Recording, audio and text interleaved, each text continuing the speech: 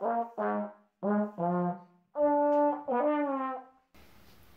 présent, voyons les définitions liées à l'énergie lumineuse. Donc, ce qu'il faut déjà comprendre, c'est que la lumière transporte de l'énergie.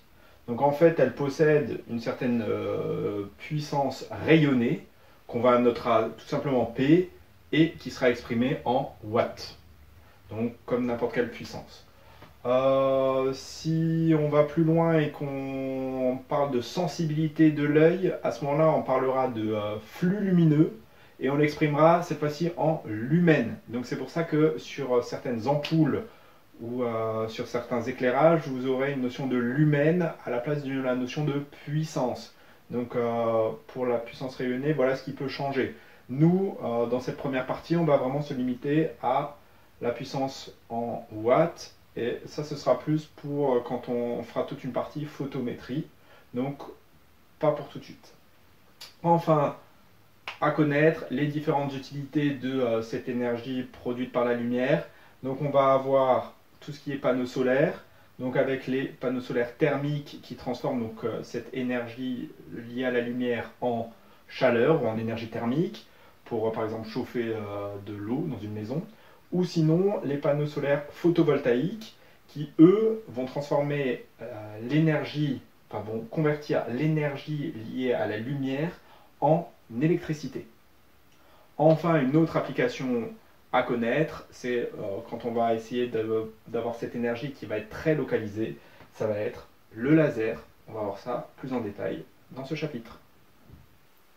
Dans ce chapitre énergie produite par la lumière, on va commencer par une définition d'une nouvelle grandeur, donc ça va être l'irradiance. L'irradiance, ça va être une grandeur qu'on va noter I majuscule, ça correspond à l'éclairement énergétique. Donc ça va être la mesure de la puissance du rayonnement électromagnétique, mais par unité de surface. Donc en fait, elle va s'exprimer en watts par mètre carré. Donc si on regarde la formule, on va avoir I qui va être égal à des watts par mètre carré. Donc I, ça va être égal à une puissance en watts, divisé par une surface en mètres carrés. On retrouve bien I en watts par mètre carré. Première application à connaître dans ce chapitre, c'est le panneau photovoltaïque.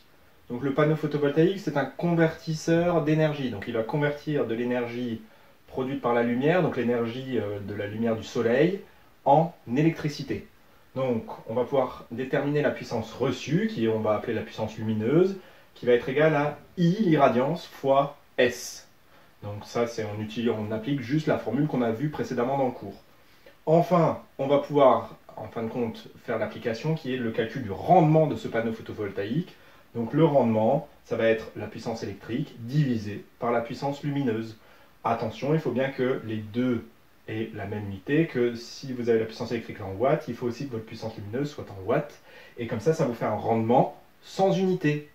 Si vous voulez l'avoir en pourcentage, n'oubliez pas de multiplier par 100. Une autre application à connaître, le laser. Donc le laser, Light Amplification by Stimulated Emission of Radiation. Donc en gros, l'amplification de la lumière par émission stimulée du rayonnement. Donc nous, ce qui nous intéresse, c'est l'application, c'est pas la manière dont, enfin le phénomène physique pour justement réussir à fabriquer de laser. Donc nous, ce qui va nous intéresser, c'est qu'un laser, il va être monochromatique, ça veut dire une seule longueur d'onde, une seule couleur bien précise. Si on fait le spectre, on verra ça en TP, on a vraiment juste pour une longueur d'onde. Le fait qu'il soit très directif, donc ça veut dire qu'en fait, le faisceau n'a pas tendance à s'élargir comme pour une lampe. Donc en fait, plus votre laser est de bonne qualité, moins votre faisceau va s'élargir avec la distance parcourue. Donc c'est ça qui nous permet par exemple d'avoir un pointeur qui va nous faire juste un tout petit point au tableau par exemple.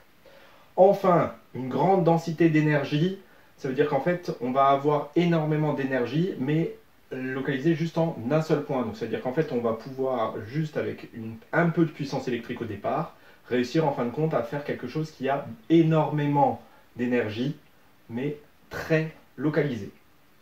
Enfin, dernière chose qu'il faut préciser, c'est qu'en TP, il faudra faire attention, parce que c'est quand même, comme on a une énorme densité d'énergie localisée, il faut faire attention aux yeux, Et il faut éviter tout ce qui est réflexion, il faut éviter d'avoir le laser, le faisceau directement dans les yeux. Donc attention en TP.